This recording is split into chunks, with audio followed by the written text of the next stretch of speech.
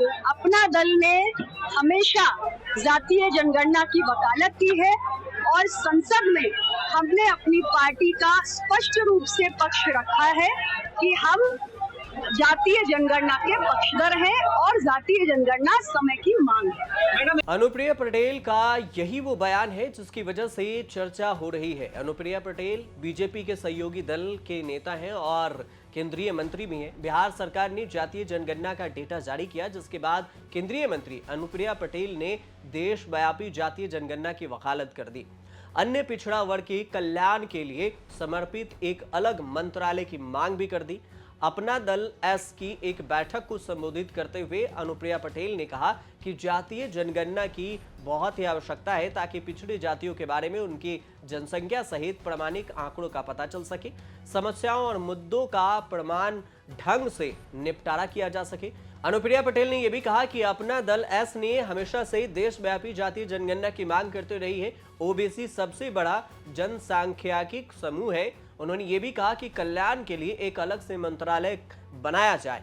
उन्होंने आगे ये भी कहा कि यह समय की मांग है। तो अनुप्रिया पटेल का वो बयान सुन लीजिए जो जातीय जनगणना को लेकर बिहार में जो बिहार सरकार ने की है उसको लेकर दिया है, जिससे इंडिया गठबंधन को फायदा भी हो सकता है। अपना दल ने हमेशा जातीय जनगणना की वकालत की है और संसद में हमने अपनी पार्टी का स्पष्ट रूप से पक्ष रखा है कि हम जातीय जनगणना के पक्षधर हैं और जातीय जनगणना समय की मांग है। जातीय जनगणना का मुद्दा जब से राहुल गांधी ने देशव्यापी उठाया है उसके बाद से इसकी चर्चा जोर शोर से हो रही है। इंडिया गठबंधन लगातार बीजेपी पर हमलावर है और ओबीसी जातीय जनगणना के मुद्दों को बार बार इंडिया गठबंधन उठा रही है। रायबरेली में केंद्रीय मंत्री और अपना दल एस की राष्ट्रीय अध्यक्ष अनुप्रिया पटेल कार्यकर्ता सम्मेलन में पहुंची थी और रायबरेली में 2017 विधानसभा चुनाव में अपना दल एस के प्रत्याशी ने चुनाव लड़ा था।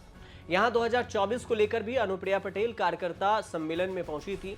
कार्यकर्ता सम्मेलन में पहुंची अनुप्रिया पटेल ने जातीय जनगणना को लेकर समर्थन दे दिया और वहां बयान दे दिया, जिसको लेकर अब इंडिया गठबंधन वाले भी ऐसे कह रहे हैं कि अब बीजेपी का भी सपोर्ट मिलने लगा है। आपको ये भी बता दें कि इंडिया गठबंधन की जब 26 पार्टियां एक मंच पर इकट्ठा हो रही थी बिहार, बेंगलुरु और उसके बाद मुंबई में, और उसके बाद अनुप्रिया पटेल से पूछा गया था कि इंडिया गठबंधन के बारे में आप क्या कहेंगे, जिसके बारे में इंडिया गठबंधन पर अनुप्रिया पटेल ने निशाना साधते हुए हमला भी किया था। तो उनका बयान भी सुन लीजिए कि इंडिया गठबंधन पर उन्होंने क्या कुछ कहा था।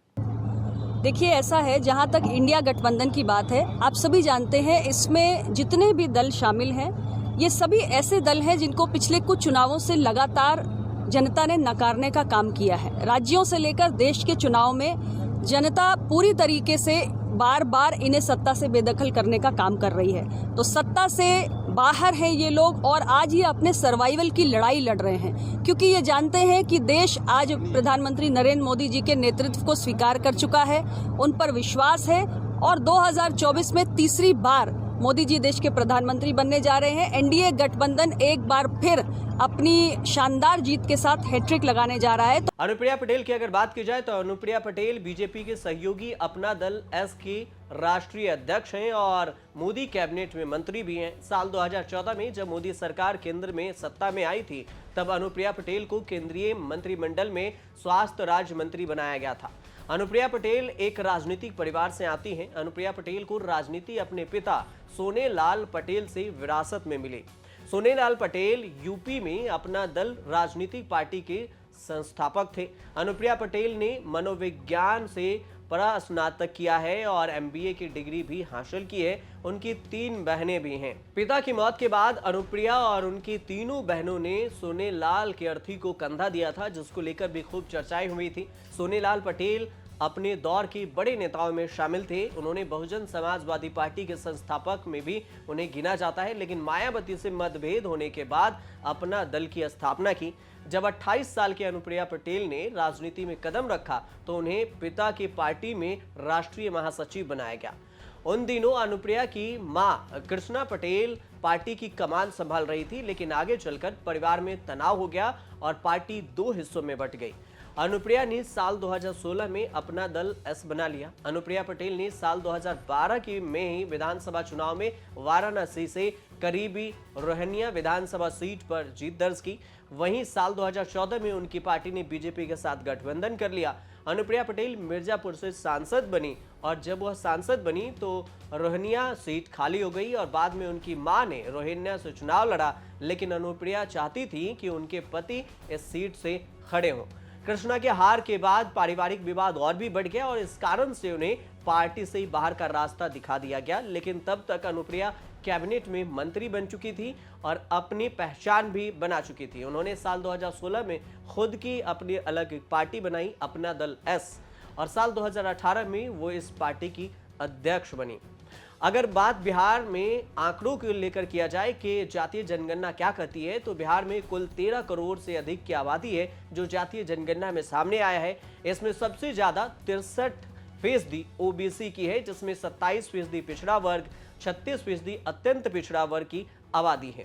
इसके बाद बिहार में एससी वर्ग की 19% आबादी है। बिहार के अनारक्षित जनरल यानी जिसे आप जनरल कहते हैं उसकी आबादी 15.52% है। अनुसूचित जनजाति यानी एसटी के वर्ग की आबादी 1.68% है।